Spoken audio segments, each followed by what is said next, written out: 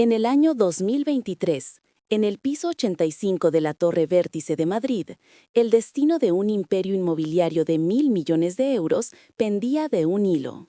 En el exclusivo restaurante Ethelred, una camarera llamada Ana Petrova servía agua mientras el titán Julian Creed y su equipo de abogados de élite finalizaban un acuerdo transformador. Nadie en aquella sala de poder sabía que Ana, la chica invisible del uniforme negro, había sido la alumna más brillante de su promoción en Derecho en la Complutense, obligada a abandonar por una tragedia familiar. Durante meses, la traición corporativa había sido un fantasma indetectable en los documentos, enterrada bajo la arrogancia de expertos de 9 cifras. Todo hasta que el ojo entrenado de Ana captó un diminuto símbolo arcaico en un mapa de zonificación, una línea espectral que estaba a punto de desvelar la conspiración que lo destruiría todo. Cómo la inteligencia de una ex estudiante de Derecho, forzada a la invisibilidad por la deuda y el deber familiar, consiguió desarmar una trampa legal diseñada para ser perfecta. Una que todo un bufete de abogados de élite ignoró por completo. Cómo el conocimiento oculto en los márgenes de la sociedad pudo ver con más claridad que el poder que ocupaba el centro de la mesa. Y la pregunta más importante, ¿hasta qué punto la arrogancia ciega a quienes creen haber comprado la infalibilidad, impidiéndoles ver la verdad devastadora que una camarera les sirve en una bandeja de plata junto al agua mineral? ¿Cuánto vale la verdadera visión cuando el sistema solo paga por credenciales y apariencias, ignorando el talento que se esconde a plena vista en el lugar más inesperado? Lo que sucedió en los siguientes minutos en aquella sala silenciosa es una historia que el sistema corporativo intentó borrar, un testimonio del poder del conocimiento frente al estatus. Es un relato reconstruido a partir de testimonios confidenciales y análisis forenses de los documentos que casi llevaron a un imperio a la ruina. Si alguna vez te has preguntado qué ocurre cuando la persona más inteligente de la sala es la que nadie ve, acompáñanos en esta investigación. Vamos a desvelar, paso a paso, cómo un fantasma en el sistema no solo salvó una fortuna de 1.000 millones, sino que expuso una traición tan profunda que habría destruido un legado para siempre. Suscríbete y quédate con nosotros para descubrir la verdad que se oculta tras las puertas cerradas del poder. Ana Petrova era, en esencia, un espectro. A sus 26 años, se movía por el Ethelred con una eficiencia silenciosa que la hacía parte del mobiliario. Su uniforme negro, impecable y hecho a medida, era una armadura que proyectaba profesionalidad, ocultando la fatiga que se acumulaba en sus huesos. Pero sus zapatos eran la traición. Unos sencillos zapatos de servicio, gastados en los talones, remendados discretamente en el interior, un recordatorio constante y doloroso del abismo que separaba este mundo de lujo del suyo en un diminuto piso interior de lavapiés. Cada noche, mientras servía vinos de 4 cifras, su mente, entrenada para diseccionar la jurisprudencia más compleja sobre derechos de propiedad, repasaba los pedidos de la mesa 17. Se sentía una impostora, una mente brillante atrapada en un cuerpo funcional, cuyo único valor era no cometer errores. El restaurante Ethelred era una catedral del silencio y el poder. Situado en la cima de Madrid, no tenía música de fondo, solo el murmullo ahogado de acuerdos multimillonarios y el tintineo casi audible de la plata contra la porcelana de Limoges. El aire, filtrado y frío, olía una mezcla sutil de cuero de los maletines, el perfume caro de los comensales y el aroma terrenal de la trufa blanca recién laminada. Las ventanas panorámicas ofrecían una vista de la ciudad que la convertía en una maqueta irreal, un tablero de juego para los hombres que se sentaban a estas mesas. Para Ana, esa vista no era inspiradora, sino opresiva. Era un recordatorio constante de lo lejos que estaba de todo, una jaula de cristal desde la que observaba un mundo al que una vez creyó que podría pertenecer. Julian Creed, el hombre en el centro de la mesa, era un depredador corporativo forjado a sí mismo, un titán inmobiliario cuya fortuna se basaba en un instinto casi sobrenatural para detectar patrones que otros no veían. Sin embargo, esa noche su instinto estaba enjaulado. Sentía un mal presentimiento, una disonancia sutil en la arquitectura del acuerdo que sus asesores le presentaban como una obra maestra de la ingeniería legal. pero estaba atrapado por el mismo sistema que él había creado. Había pagado millones por la mejor asesoría que el dinero podía comprar, y ahora esa misma inversión le obligaba a desconfiar de su propia intuición. Su vulnerabilidad no era financiera, sino existencial. Por primera vez en su vida, Julian Creed se veía forzado a ignorar la voz en su cabeza que le gritaba que algo iba terriblemente mal. Frente a él se sentaba David Sterling, el socio principal del bufete. Sterling era la encarnación de la arrogancia de clase, un hombre cuyo traje de Tom Ford parecía cosido con hilos de autocomplacencia. Para Ana, Petrova no era más consciente que la jarra de agua que sostenía. Su mirada la atravesaba, registrando su presencia solo como una función, no como una persona. Su equipo de abogados junior, pálidos y ansiosos, asentían a cada una de sus palabras, sus portátiles de última generación abiertos en documentos que ya no leían, pues la conclusión ya había sido dictada por su jefe. Ellos representaban la ceguera del sistema, una cadena de mando basada en la autoridad, no en el escrutinio, donde la posibilidad de un error era una herejía impensable, una ofensa a su tarifa por hora. Los últimos momentos de invisibilidad de Ana transcurrían como siempre. Con movimientos fluidos y económicos, rellenaba las copas de agua, su presencia tan naturalizada que nadie levantaba la vista. Se movía en la periferia de una conversación de 1.000 millones de euros, captando fragmentos de jerga legal que resonaban en su mente como ecos de otra vida. Fue entonces cuando escuchó a Sterling reírse con suficiencia y decir: «Es solo una servidumbre histórica residual, irrelevante desde el plan de 1920, papel mojado». En ese instante, el tiempo se detuvo para Ana. El peso de la jarra en su mano pareció multiplicarse. El símbolo que había vislumbrado en el mapa, ese detalle que Sterling acababa de descartar con desdén, no era papel mojado, era una bomba de relojería, y ella era la única en el mundo que sabía cómo desactivarla. En el instante en que las palabras de Ana rompieron el sagrado silencio del piso 85, el tiempo pareció congelarse. El aire, antes cargado del murmullo del poder, se volvió denso, pesado, como si la gravedad misma se hubiera intensificado en torno a su figura. El coste de su conocimiento fue inmediato y brutal. Vio el horror en el rostro de su gerente, Roberto, que se petrificó a medio camino de otra mesa. Sintió la furia helada y la mirada de David Sterling, una ofensa tan profunda que trascendía lo profesional para volverse personal. En ese segundo, Ana dejó de ser un fantasma funcional para convertirse en una anomalía, un error en el sistema. Y supo, con una certeza que le heló la sangre, que acababa de sacrificar el sustento de su familia en el altar de una verdad que nadie le había pedido. David Sterling fue el primero en reaccionar, recuperando la compostura con la velocidad de un depredador. Una sonrisa condescendiente se dibujó en sus labios, un arma social diseñada para humillar y anular. «Le agradecemos su aportación», dijo, arrastrando la palabra con un desdén palpable. «Pero el equipo legal tiene esto bajo control.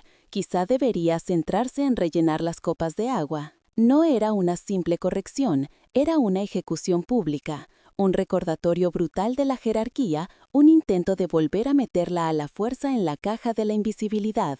Los abogados más jóvenes bajaron la mirada hacia sus portátiles, sus rostros pálidos, una mezcla de vergüenza y alivio por no ser ellos el centro de esa ira gélida. Julian Creed, sin embargo, no dijo nada, solo observaba. El gerente del restaurante, Roberto, se movía ahora hacia ella con el pánico de un hombre que ve un incendio en su propia casa.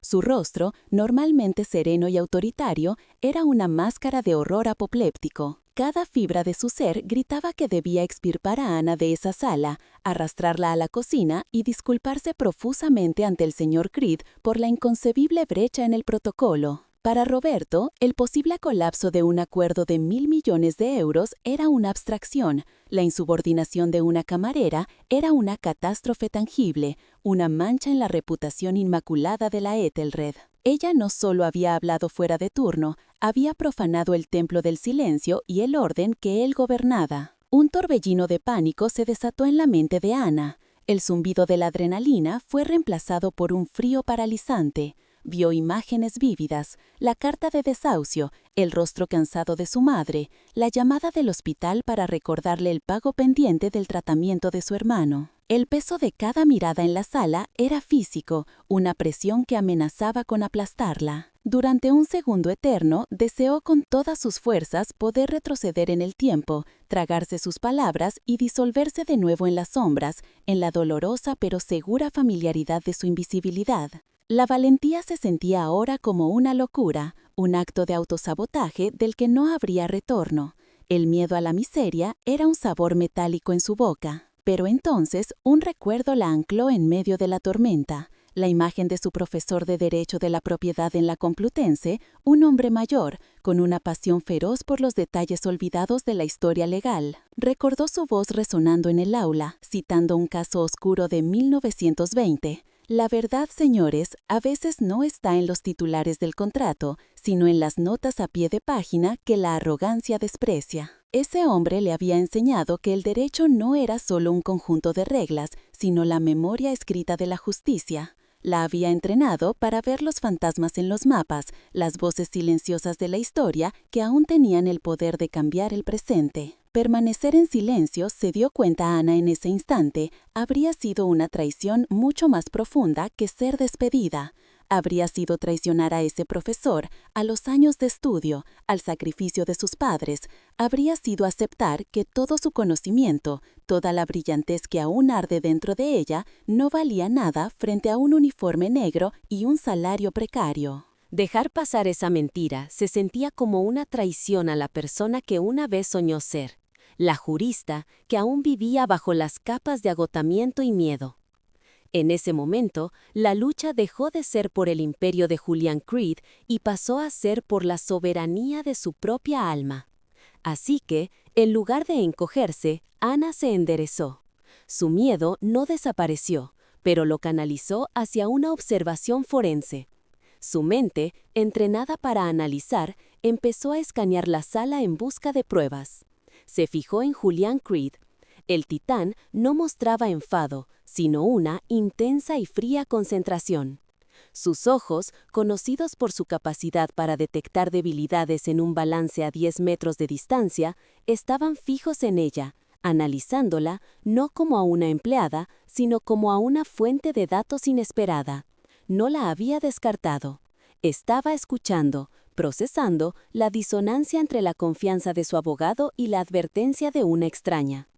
En ese silencio, Ana vio una pequeña grieta de oportunidad. Su mirada se deslizó hacia David Sterling y esta vez vio más allá de la máscara de arrogancia. Vio el casi imperceptible temblor en la mano con la que sostenía su pluma Montblanc, el brillo de sudor en su sien. Era la fisiología del miedo. Sterling no estaba seguro, estaba faroleando, usando su estatus como un escudo para ocultar la aterradora posibilidad de haber cometido un error de 1.000 millones de euros. Ana comprendió entonces la verdadera dinámica de poder en la sala. Julian Creed, el hombre más poderoso de todos, estaba confiando ciegamente en una herramienta rota, en un experto cuya soberbia lo había vuelto incompetente. Y ella era la única que podía ofrecerle una alternativa. El momento de la verdad había llegado. Roberto estaba solo unos pasos, con la mano extendida para agarrarla del brazo. Sterling abrió la boca para asestar al golpe de gracia, la frase que la despediría y humillaría para siempre. Pero antes de que cualquiera de los dos pudiera actuar, Ana dio un paso deliberado hacia la mesa. No fue un gran movimiento, pero en la quietud de la sala fue un terremoto.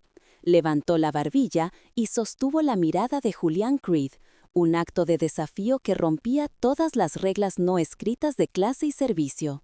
Fue un acto de fe, una apuesta total a que la inteligencia, al final, importaría más que el estatus. Si alguna vez has sentido el peso de que el mundo ignore tu talento, deja tu like en este video y suscríbete al canal. Lo que Ana está a punto de hacer no solo cambiará su vida, sino la forma en que ves el verdadero poder del conocimiento. «Disculpe, señor Creed», dijo Ana, su voz apenas un susurro, pero cortó el aire como un bisturí. «Mi nombre es Ana Petrova. Estudié Derecho de la Propiedad». Cada sílaba era un acto de insurrección, una declaración de identidad más allá del uniforme. El efecto fue instantáneo y violento. David Sterling soltó una risa corta, incrédula y brutal. No era una risa de humor, sino un arma social, un sonido diseñado para aniquilar, para recordarle a la camarera su lugar en el cosmos. Era el sonido de un sistema que se defiende, que expulsa cualquier elemento que no encaje en su jerarquía preestablecida. El desprecio fue su primer ataque, rápido y letal, esperando que la humillación fuera suficiente para silenciarla y devolver el orden al universo. Pero Sterling cometió un error. Subestimó a su propio cliente. Julian Creed no se rió, no la despidió, no mostró irritación. En su lugar, una quietud depredadora se apoderó de él. Sus ojos, normalmente escaneando horizontes de acero y cristal, se fijaron en Ana con una intensidad analítica que resultaba profundamente inquietante. Era la misma mirada que usaba para desmantelar un balance financiero o detectar una falla estructural en un rascacielos. Estaba procesando datos, no emociones. En el silencio que siguió a la risa de Sterling, Creed vio la ecuación. La arrogancia de su abogado frente a la convicción desesperada de la camarera. Vio el riesgo asimétrico. Descartarla no le costaba nada, pero escucharla podría revelarlo todo. En ese momento, para Julian Creed, Ana Petrova dejó de ser mobiliario y se convirtió en una variable desconocida. Y él había hecho su fortuna apostando por variables que otros ignoraban. El símbolo, en la esquina sureste del mapa, continuó Ana, su voz ganando una firmeza que sorprendió a todos, incluida ella misma. No es una servidumbre residual, es una servidumbre de paso histórica, la KE9, ligada a los antiguos derechos de subsuelo del Canal de Isabel, protegida por el Plan General de Ordenación Urbana de 1920. Nunca fue derogada, solo olvidada. Hablaba con la precisión de un texto legal, cada palabra elegida para construir un argumento irrefutable. No estaba dando una opinión, estaba citando hechos. Invalidaría cualquier permiso de excavación para los cimientos del nuevo diseño. No es un problema, señor Sterling, es un jaque mate. Una trampa diseñada para activar cláusulas de penalización masivas en el momento en que se mueva la primera pala. El rostro de David Sterling pasó del desdén al pánico mal disimulado. Tartamudeó buscando un contraataque legal, pero su mente, acostumbrada a la deferencia, no a los desafíos, se quedó en blanco. Julian Creed no esperó. Levantó una mano silenciando a su abogado con un gesto que era a la vez sutil y devastador. Su mirada no se apartó de Ana.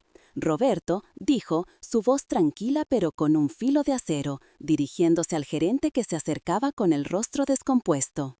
Cancele mi próxima reunión. Luego se volvió hacia su asistente personal. Llama a Paul Brenner del Departamento de Edificaciones. Ahora mismo. Ponlo en el altavoz. Era la opción nuclear. Brenner era el comisionado, un hombre al que solo se llamaba en momentos de catástrofe o triunfo. El horror apopléctico de Roberto, el gerente del restaurante, era un espectáculo en sí mismo. Veía su carrera, la reputación inmaculada de la Ethelred, desmoronarse en tiempo real. La violación del protocolo era tan extrema que su cerebro no podía procesarla. Una camarera no solo había hablado, sino que había provocado una crisis en una mesa de 1.000 millones de euros. Estaba a punto de agarrar a Ana del brazo, de arrastrarla fuera de la sala, de postrarse de rodillas si era necesario para disculparse. Pero la siguiente orden de Julian Creed lo petrificó en el sitio, convirtiéndolo en una estatua de pánico. El mundo, tal y como lo conocía Roberto, había dejado de tener sentido. La estructura del poder se estaba invirtiendo ante sus propios ojos.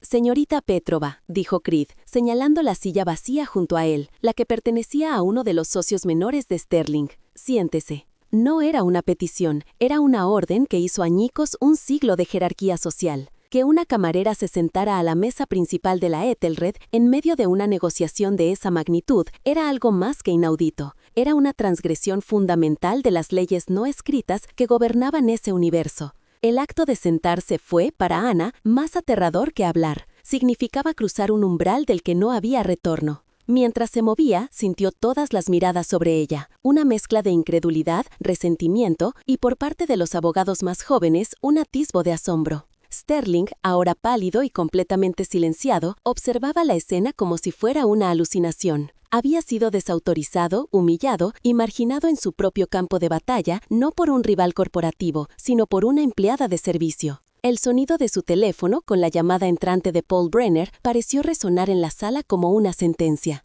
Creed activó el altavoz, su rostro una máscara de calma letal. El aire se volvió tan denso que parecía difícil respirar. La ciudad de Madrid, extendida bajo ellos como un tapiz de luces, parecía contener la respiración, esperando el veredicto que se dictaría en aquella sala, suspendida entre el cielo y la tierra, donde una camarata estaba a punto de reescribir el destino de un imperio. La voz de Paul Brenner, metálica y directa a través del altavoz, confirmó la pesadilla. «Julián, ¿qué demonios estáis haciendo? Por supuesto que la servidumbre KE9 está activa. Es la pesadilla de cualquier promotor en ese distrito. Pensé que tu gente lo sabía. Si tocáis ese terreno sin un acuerdo con el canal, os enfrentaréis a una orden de paralización inmediata y a unas penalizaciones que podrían llegar a los 125 millones de euros. Es de primero de carrera». El silencio que siguió fue más elocuente que cualquier grito. El sonido hueco de la pluma de Sterling cayendo sobre la mesa de caoba fue el único ruido que rompió la quietud. La trampa no era una posibilidad, era un hecho, y acababan de caminar directamente hacia ella. Julián Creed colgó el teléfono. Su rostro no mostraba ira, sino una claridad gélida, la de un general que acaba de comprender la estrategia completa del enemigo. El golpe no era solo financiero, los 125 eran solo el principio. La humillación pública, la pérdida de confianza de los inversores, la destrucción de un proyecto insignia, habría sido el fin de su legado, una mancha imborrable en una carrera construida sobre la infalibilidad. La trampa no estaba diseñada para herirlo, sino para matarlo profesionalmente. Se dio cuenta de que la incompetencia de Sterling era demasiado perfecta, demasiado conveniente. Esto no había sido un error, había sido una ejecución meticulosamente planeada, un sabotaje orquestado desde las sombras. La dinámica en la sala había cambiado irremediablemente. El desastre inminente se había transformado en una oportunidad, una declaración de guerra. La pregunta ya no era cómo salvar el acuerdo, sino cómo cazar a los responsables. Julián Creed desvió su mirada del rostro ceniciento de su abogado y la posó sobre la joven que se sentaba a su lado, la ex estudiante de Derecho con los zapatos gastados. En sus ojos no vio miedo, sino la misma inteligencia analítica que él valoraba por encima de todo. En ese instante supo que había encontrado su arma más inesperada y letal. Las tornas habían cambiado, y ahora, con una nueva aliada, iban a la guerra. El cazador, que casi se convertía en presa, estaba a punto de empezar su propia cacería. «Señorita Petrova», dijo Julián Creed al día siguiente, en el silencio opulento de su oficina en el piso 80. «Su empleo en ese restaurante ha terminado». Ana sintió un escalofrío, el pánico residual de la noche anterior. Pero él continuó, su tono práctico y desprovisto de sentimentalismo. «Empieza a trabajar para mí. Mañana por la mañana. Mi asistente tiene una tarjeta de crédito para usted. Cómprese ropa, lo que necesite». La transición fue tan abrupta y surreal que la mente de Ana luchaba para procesarla. Ayer, su mayor preocupación era una mancha en el mantel. Hoy, estaba en el centro neurálgico de un imperio con un presupuesto ilimitado para un vestuario que costaba más que el alquiler anual de su piso en Lavapiés. El cambio fue un shock cultural. El piso 80 no olía a trufa y cuero como el restaurante, sino al aroma frío y eléctrico del dinero moviéndose a la velocidad de la luz. El sonido dominante era el zumbido casi inaudible de servidores y el tecleo silencioso sobre teclados de fibra de carbono. Su nuevo uniforme no era de poliéster negro, sino un traje de Tom Ford que su asistente había insistido en que comprara. Una armadura que se sentía a la vez extraña y poderosa. Le asignaron una oficina con vistas a la Castellana, un espacio que era más grande que todo su apartamento. Pero la tarea que Creed le encomendó la ancló de nuevo a la realidad. Era una tarea que nadie más podía realizar. Creed se sentó frente a ella, deslizando una tablet encriptada sobre la mesa de reuniones de Nogal. El error de Sterling fue el arma, pero él no apretó el gatillo. Fue demasiado estúpido y arrogante para ver la trampa, pero no lo suficientemente inteligente para diseñarla. Hizo una pausa, sus ojos fijos en los de ella. Alguien le dio la información a nuestro rival, Marcus Olay, alguien de dentro. La firma de abogados ya está buscando al topo, al estagiario que mencionaste, pero eso es ruido. No estamos buscando al cómplice, estamos buscando al titiritero, la mente que movió las piezas, y quiero que seas tú quien lo encuentre. La misión era clara: cazar al fantasma que acechaba en los pasillos de su propio imperio. Durante los 2 días siguientes, Anna ignoró los balances financieros, los registros de llamadas y los informes de seguridad que el equipo de Creed había acumulado. Esos eran los datos obvios, el terreno donde todos los demás estaban buscando. En cambio, pidió acceso a algo que nadie consideraba relevante: el archivo completo de comunicaciones encriptadas de los últimos 6 meses entre el equipo de Sterling y los ejecutivos de Creed. Se encerró en su nueva oficina, no como una abogada, sino como una lingüista forense. Buscaba patrones no en los números, sino en las palabras. Buscaba la voz del traidor, la cadencia, el ritmo, la huella digital estilística que cada persona deja al escribir. Y entonces la encontró. No fue una palabra fuera de lugar, sino una ausencia total y antinatural de contracciones en todos los correos electrónicos supuestamente escritos por el abogado principal del equipo de Sterling, Jeffrey Thorne. Mientras que en sus comunicaciones anteriores, Thorne usaba un lenguaje corporativo estándar, lleno de abreviaturas y un tono coloquial, los correos clave relacionados con la cláusula de la servidumbre eran formalmente perfectos. Demasiado perfectos. Eran impersonales, fríos, como si hubieran sido redactados por una máquina o, más probablemente, copiados y pegados de un documento redactado por otra persona. Jeffrey Thorne no era el autor, era simplemente el mensajero, un títere que reenviaba órdenes. Cuando le presentó sus hallazgos a Creed, él la miró con un respeto que valía más que cualquier salario. «Dios mío», susurró, inclinándose sobre los textos comparativos que Anna había preparado. «Has encontrado al fantasma en la máquina». La revelación lo cambió todo. Ya no buscaban a un joven estagiario sobornado por un rival, buscaban a alguien con la autoridad y la inteligencia para redactar instrucciones legales complejas, y la influencia para asegurarse de que un abogado senior la siguiera sin hacer preguntas. El círculo de sospechosos se había reducido drásticamente, pasando de cientos de empleados a un puñado de personas en la cima de la pirámide. El traidor era alguien muy cercano al propio Julián. La pista lingüística, la rigidez formal de los correos, encendió una luz en la memoria de Creed. Solo conocía a una persona obsesionada con esa pureza gramatical, alguien que consideraba las contracciones una vulgaridad y que se orgullece de su prosa precisa y anticuada. Un hombre que le había enseñado todo lo que sabía sobre el negocio inmobiliario, su mentor, el hombre que había sido una figura paterna para él tras la muerte de su propio padre, Walter Pendleton. La idea era tan monstruosa, tan inconcebible, que Creed se negó a aceptarla al principio. Era una traición que no solo atacaba su negocio, sino el fundamento mismo de su identidad, la historia de su propio ascenso. Anna, sintiendo la tormenta emocional de Creed, buscó la prueba final. Pidió acceso a los archivos personales de Creed, buscando cualquier correspondencia antigua con Pendleton. Tardó horas, pero finalmente la encontró. Un correo electrónico de hacía 10 años en el que Pendleton felicitaba a Creed por su primer gran acuerdo. Contenía una frase peculiar, una construcción casi poética sobre la arquitectura de la confianza. Era la misma frase exacta, palabra por palabra, que aparecía en las instrucciones codificadas enviadas a Jeffrey Thorne. La prueba era irrefutable. El veneno no había venido de un enemigo externo, había sido administrada por la mano que en su día le había guiado. El impacto en Julian Creed fue profundo y devastador. El tiburón corporativo, que había sobrevivido a innumerables ataques de rivales, descubrió de repente que la herida mortal provenía de dentro de sus propias filas, de su círculo más íntimo. La motivación de Pendleton, como descubrirían más tarde, era una mezcla tóxica de celos por el éxito de su protegido y una desesperación financiera personal causada por malas inversiones. Quería ver a Creed humillado, su imperio debilitado, para poder orquestar una adquisición hostil a través de un consorcio respaldado por el rival, Olay.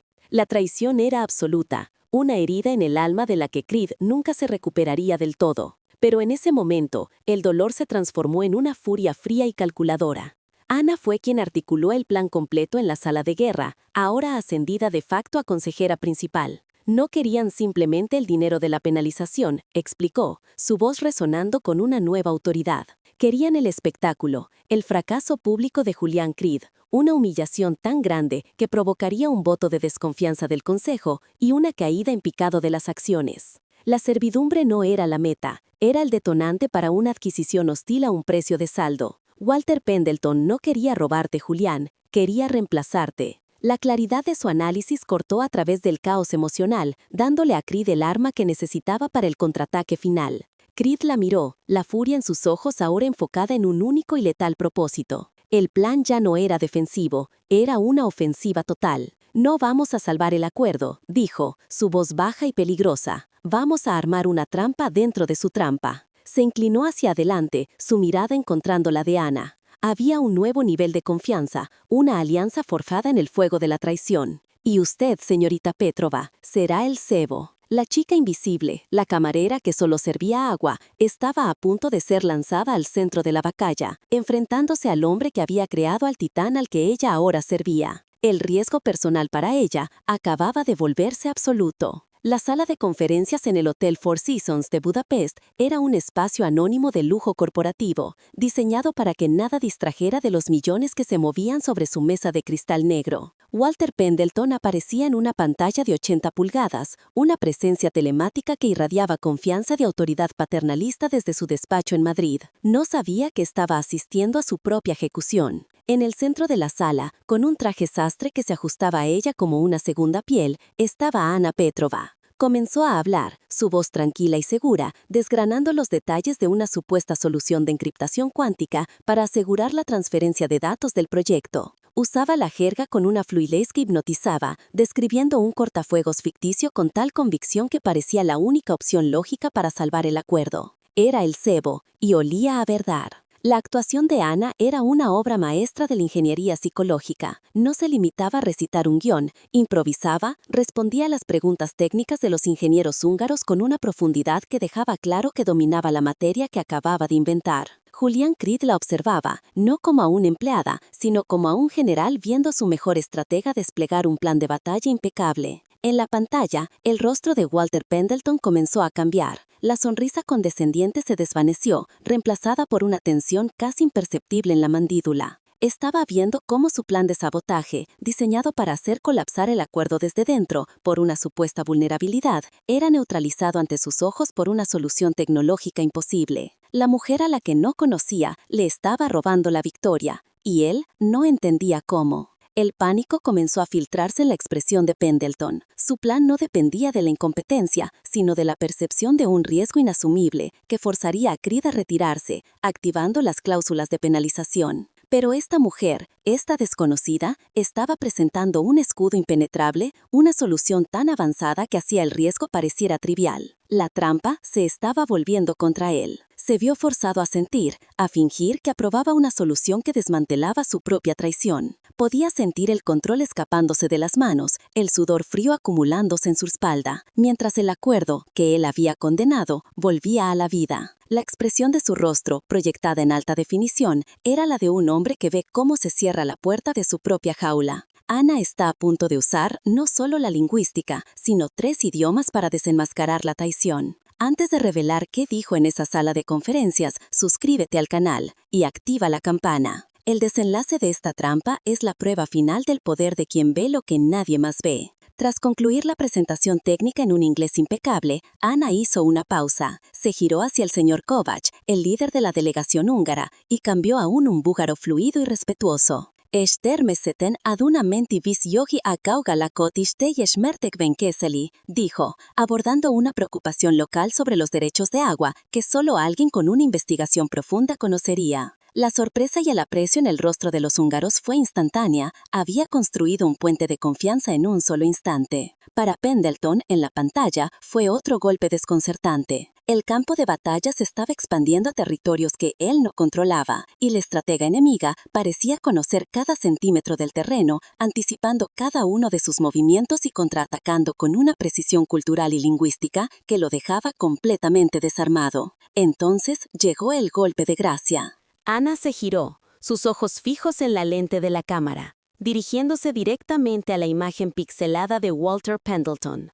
El ambiente en la sala cambió, volviéndose gélido, y habló en ruso. «Говорят, старые привычки умирают с трудом, Walter», dijo, su voz desprovista de toda calidez. «Dicen que los viejos hábitos tardan en morir, Walter».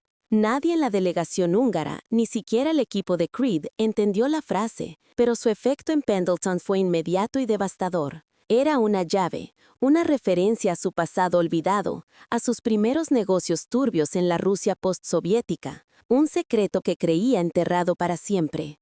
No era una acusación, era una demostración de omnisciencia. Era la prueba de que sabía no solo lo que había hecho, sino quién era realmente. En el preciso instante en que la máscara de Pendleton se resquebrajaba por el shock, Julian Creed tomó el control. Con un gesto, una segunda pantalla cobró vida junto a la de Pendleton. Mostraba un único mensaje, desencriptado hacía apenas unos minutos por su equipo de ciberseguridad. Era un correo enviado desde la cuenta de Pendleton al abogado Jeffrey Thorne con una sola línea de texto. Misión abortada. Repito, abortar. La prueba era definitiva, capturada en tiempo real, la confesión digital de un hombre en pánico. Parece que has cambiado de opinión sobre la viabilidad del proyecto, Walter, dijo Creed. Su voz era una seda helada. Me pregunto qué podría haberte hecho reconsiderar tu posición con tanta urgencia.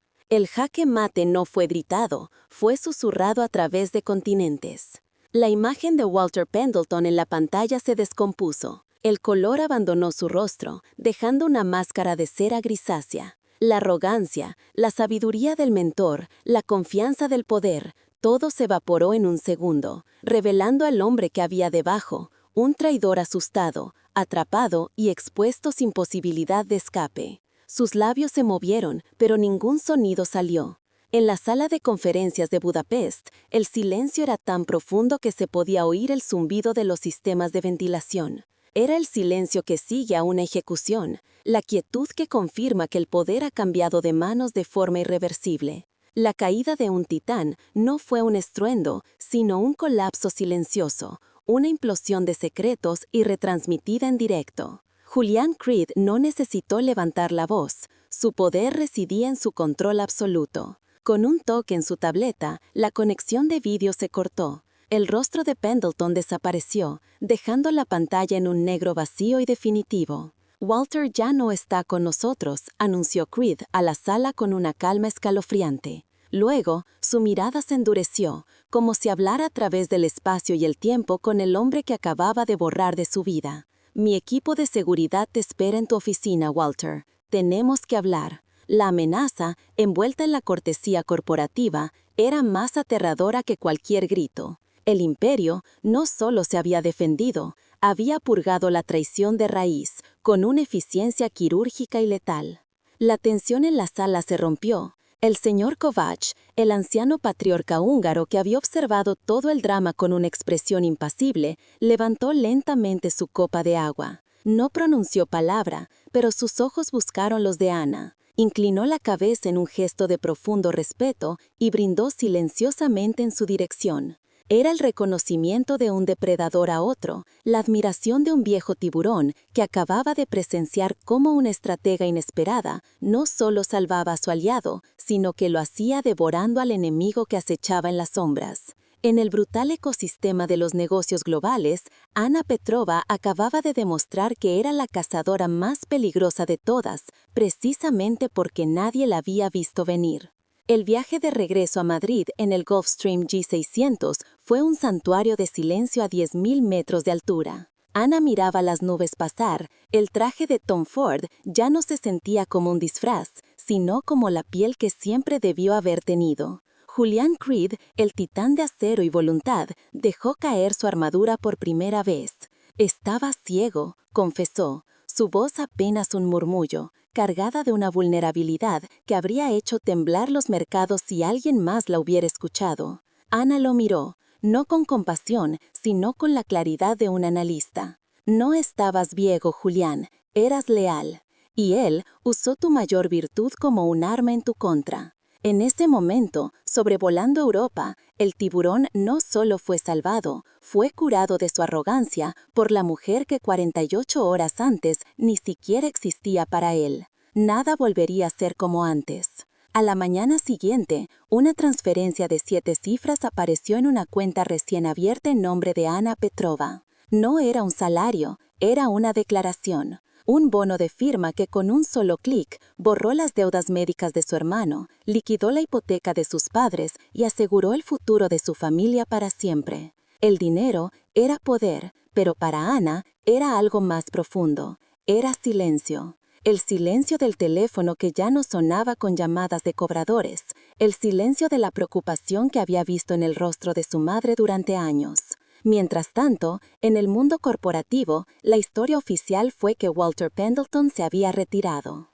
La verdad, un susurro en los pasillos del poder era que había sido borrado, su legado convertido en una nota a pie de página de vergüenza.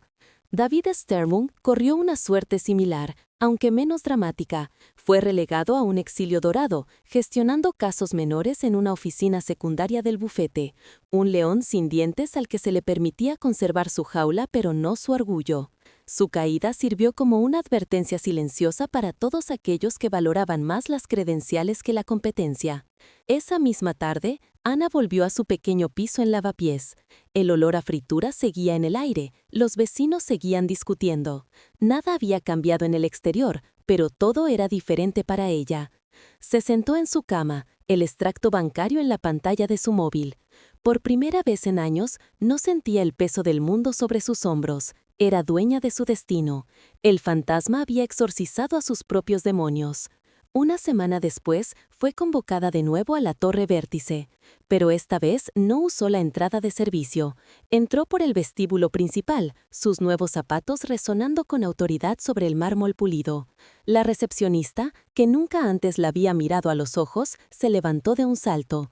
«Señorita Petrova, el señor Creed la espera». La dinámica de poder se había invertido por completo. Al entrar en su despacho, el mismo desde el que se veía Madrid como un tablero de juego, Julián no estaba detrás de su escritorio. Estaba de pie junto a la ventana, esperándola. La deferencia era un mensaje en sí mismo. El titán ya no veía a una empleada, sino a la arquitecta de su supervivencia, una pieza clave de su futuro. «He pasado la última semana revisando cada departamento de esta empresa», comenzó Julián, su tono reflexivo. «Tenemos los mejores analistas financieros, los mejores ingenieros, los mejores abogados. Pero nos faltaba algo. Estaba tan centrado en los datos, en los números, que perdí el elemento más importante, el humano, el lingüístico». Se giró para mirarla directamente. «El análisis que hiciste, la conexión entre el estilo de escritura de Walter y los correos, eso no lo puede hacer ningún algoritmo. Es una habilidad que no se puede comprar, solo se puede reconocer». No le estaba ofreciendo un trabajo, le estaba ofreciendo un lugar en el centro de su universo, una posición que trascendía cualquier organigrama. La recompensa final no fue un cheque, fue poder. «Quiero que crees un nuevo departamento», continuó Creed. «Lo llamaremos inteligencia estratégica. No responderá ante nadie más que ante mí. Tu trabajo será ver lo que nadie más ve, leer entre las líneas de cada contrato, cada correo, cada conversación. Serás la guardiana de los fantasmas de esta compañía, la que nos proteja de las amenazas que se esconden a plena vista». Le deslizó una carpeta sobre la mesa. No contenía un contrato de trabajo, sino los estatutos de una nueva división, con el cargo de directora ejecutiva y un presupuesto ilimitado. Era un reino, y ella sería su soberana. Ana abrió la carpeta, pero antes de leerla levantó la vista. Su voz, que una vez tembló al servir agua, ahora era firme y clara. «Acepto», dijo, «pero con 3 condiciones». Julián Creed enarcó una ceja, sorprendido y placido por su audacia. La primera, el departamento tendrá autoridad para vetar cualquier acuerdo que presente riesgos éticos, no solo financieros.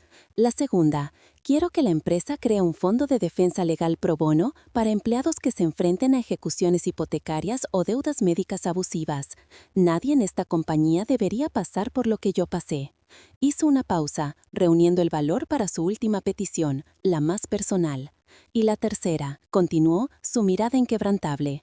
Quiero que establezcas la beca Petrova, un fondo de dotación perpetua para estudiantes de Derecho y Humanidades de la Complutense que, como yo, se vean obligados a abandonar sus estudios por problemas económicos. Quiero que el talento nunca más sea silenciado por la pobreza. No era una petición, era una redefinición de las reglas del juego. Estaba usando su nuevo poder no solo para ascender, sino para levantar a otros con ella, para asegurarse de que la puerta que había cruzado permaneciera abierta para los que vinieran detrás. Era su forma de hacer justicia, de reequilibrar la balanza a una escala mucho mayor que su propia vida. Julián Creed la escuchó en silencio, su rostro impasible. Por un momento, Ana pensó que había ido demasiado lejos, que había confundido la oportunidad con un cheque en blanco. Pero entonces, una lenta sonrisa se dibujó en los labios del titán. No era una sonrisa de diversión, sino de profundo y genuino respeto. Había puesto a prueba a la joven que tenía delante, y ella no solo había superado la prueba, sino que le había enseñado una nueva lección sobre el verdadero valor. «Considera que está hecho», dijo, enfatizando el nuevo título. En ese instante, la transformación fue completa. La camarera invisible se había convertido en la conciencia de un imperio. El fantasma de Ethelred había encontrado su voz, y ahora el mundo corporativo de Madrid y más allá iba a tener que aprender a escucharla. Su ascenso no fue solo un cambio de fortuna personal, fue la introducción de una nueva variable en la ecuación del poder, una variable basada no en el capital o el linaje, sino en la inteligencia, la empatía y la memoria de lo que significa ser invisible. Y esa era una fuerza con la que nadie en la Torre Vértice había contado jamás. El legado de Ana Petrova comenzó a construirse ese mismo día. La beca Petrova se convirtió en una de las más prestigiosas de España, un salvavidas para docenas de mentes brillantes que de otro modo se habrían perdido en la precariedad. Su nuevo departamento de inteligencia estratégica, apodado internamente la Biblioteca, se convirtió en el arma secreta de Creed, desmantelando conspiraciones y detectando traiciones a través del análisis de la comunicación humana, no solo de los datos fríos. Ana no solo había salvado un imperio, lo había hecho más fuerte, más inteligente y por primera vez más humano. Su historia se convirtió en una leyenda silenciosa en los círculos de poder, un recordatorio de que la mayor amenaza o el mayor activo podía ser la persona a la que nadie prestaba atención. Socialmente, su impacto fue más sutil pero igualmente profundo. La historia de la camarera que se convirtió en directora se filtró, convirtiéndose en un mito moderno en los pasillos de las grandes corporaciones. Se contaba en voz baja, un cuento con moraleja para los ejecutivos arrogantes y una fuente de esperanza para los invisibles. Ana nunca buscó la fama, de hecho la evitó activamente, prefiriendo operar desde las sombras que ahora controlaba. Pero su mera existencia en la cima de la torre era una declaración. El valor de una persona no estaba definida por su uniforme o su salario, sino por la agudeza de su mente y el coraje de su convicción. Era la prueba viviente de que el conocimiento, en su forma más pura, era la única verdadera moneda de poder. La historia de Ana Petrova trasciende el drama corporativo para tocar una verdad universal sobre el potencial humano. En un mundo cada vez más obsesionado con la tecnología, su victoria fue una rotunda defensa de las humanidades. Fue su profundo conocimiento de la historia, del derecho y de la lingüística lo que le permitió ver el patrón que todos los sistemas informáticos y los analistas financieros ignoraron. Su historia nos obliga a preguntarnos, ¿qué conocimiento valioso estamos descartando como inútil o anticuado? ¿Qué talentos ocultos yacen latentes en las personas que vemos todos los días, en los trabajos que el sistema considera menores? El mayor recurso de cualquier organización no está en sus servidores, sino en las mentes de su gente. ¿Qué habilidades ocultas posees tú? ¿Qué conocimiento tranquilo, acumulado a lo largo de los años por pasión o curiosidad, podría cambiar el mundo que te rodea si tuvieras la oportunidad de aplicarlo? La historia de Ana es un recordatorio de que todos somos guardianes de un saber único. Quizá no se trate de salvar un imperio de 1.000 millones de euros, pero podría ser la clave para resolver un problema en tu comunidad, para mejorar un proceso en tu trabajo o para cambiar la trayectoria de la vida de alguien. El potencial no siempre grita, ahora mucho susurra, esperando el momento adecuado, el silencio preciso en el que una sola voz puede cambiarlo todo. La pregunta no es si tienes ese poder, sino si tendrás el valor de usarlo cuando llegue el momento. Al final, Ana Petrova no solo tradujo un símbolo arcaico en un mapa, tradujo su propio potencial en una nueva realidad. Demostró que la invisibilidad puede ser una forma de camuflaje, una posición estratégica desde la que observar y comprender el mundo con una claridad que el poder y el privilegio a veces nublan. Su viaje desde el suelo de un restaurante de lujo hasta la cima de la torre no fue un ascenso social, sino la reivindicación de un valor que siempre estuvo ahí, esperando ser reconocido. Nos enseñó que en la arquitectura del éxito, los cimientos más sólidos no están hechos de acero y hormigón, sino de integridad intelectual y coraje moral. elementos que no se pueden comprar ni heredar. El activo más valioso de cualquier sala no es el que tiene el título más impresionante o la cuenta bancaria más abultada. Es la mente que puede conectar los puntos que nadie más ve. Es la persona que ha cultivado un conocimiento profundo en los márgenes, lejos del ruido y la autocomplacencia del centro. La historia de Ana es la prueba definitiva de que la verdadera innovación y la verdadera seguridad no provienen de reforzar los sistemas existentes, sino de escuchar las voces que esos mismos sistemas fueron diseñados para silenciar. La próxima vez que estés en una sala donde se toman decisiones importantes, mira a tu alrededor. El futuro puede depender de la persona a la que nadie está mirando. Porque la persona más valiosa en la sala no es siempre la que tiene la voz más fuerte o el traje más caro, sino aquella que ve lo que los otros, cegados